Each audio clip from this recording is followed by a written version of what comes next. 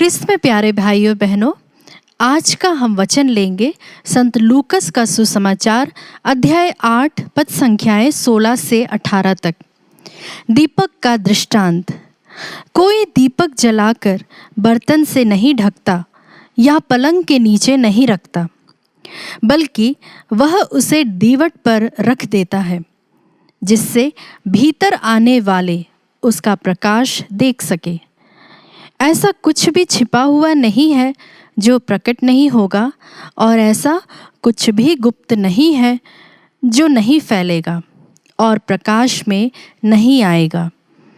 तो इसके संबंध में सावधान रहो कि तुम किस तरह सुनते हो, क्योंकि जिसके पास कुछ है उसी को और दिया जाएगा, और जिसके पास कुछ नहीं है उससे वह भी ले लिया जाएगा जिसे वह अपना समझता है। क्रिस्त में प्यारे भाई और बहनों, यह दृष्टांत, दीपक का दृष्टांत हमने कई बार सुना होगा। जब हम इसके पहले के पैराग्राफ में पढ़ते हैं तो वो बोने वाले के दृष्टांत के व्याख्या हम सुनते हैं। यहाँ पर दीपक की तुलना हम अपने जीवन से कर सकते हैं, और जो इसमें लौ जल रही है वह है हमारे अंदर के ईश्वरत्व, हमारे अंदर की अच्छाइयाँ, या यूँ कहें हमारे अंदर के टैलेंट्स। अगर हम इस बात का हमें इल्म है कि हमारे अंदर क्या क्या अच्छाइयाँ हैं, हम किस तरीके से दूसरों की मदद कर सकते हैं या फिर दूसरों के कुछ काम आ सकते हैं, तो हम समाज के लिए, अपने परिवार के लिए, अपने आसपास जो लोग हैं उनके लिए हम एक ब्लेसिंग बन सकते हैं। जिस तरह से प्रभु का वचन हमसे कहता है कि जो दीपक, जलता हुआ दीपक है, उसे हम कभी भी बर्तन के नीचे नहीं ढकते, उसी तरह हमारी अगर कुछ अच्छाइयाँ हैं, हम में अगर कुछ अच्छा है, तो उसे हम अगर अपने तक ही रखेंगे तो वह किसी भी रीति से किसी के काम नहीं आएगा।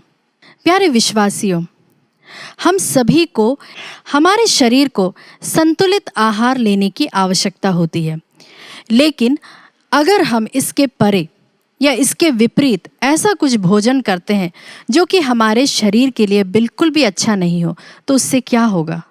उससे या तो हमारी तबीयत खराब हो जाएगी, और उस तबीयत से हम अपना दिन भी खराब कर देते हैं, साथ ही जो हमसे जुड़े रहते हैं सभी जो कार्य है उनमें भी कहीं ना कहीं से एक ठहराव आ जाता है। प्यारे विश्वासियों, यह सिद्धांत सभी धर्म पर लागू किया जा सकता है। हम में से कई लोग ऐसे हैं जो क्रिस्तीय नहीं होंगे, पर इस सिद्धांत को हम हर एक व्यक्ति पर लागू कर सकते हैं। प्यारे विश्वासियों, क्यों ना आप आज से ही इसकी शुरुआत करें।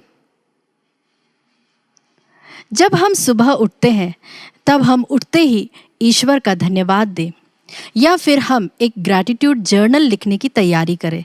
हम उसे लिखते जाएं और उसमें उन सभी जो भी हमने प्रभु से आशीषें ग्रहण की है उन सब को हम पॉइंट वाइज लिखें। हमने आज दिन भर में ऐसी क्या चीज़ें हैं जो हम ग्रहण करने की अपेक्षा कर रहे हैं, हम उसको मद्देनज़र रखें।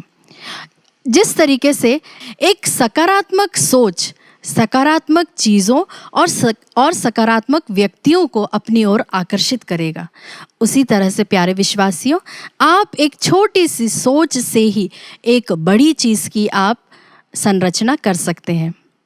प्यारे विश्वासियों, हम आज से ही इन सिद्धांतों को अपने जीवन में लागू करने की कोशिश करें, और इसके लिए हम विशेष रूप से इस वक्त इस परम प्रसाद में उपस्थित प्रभु से यह आशीष मांगे। आमीन।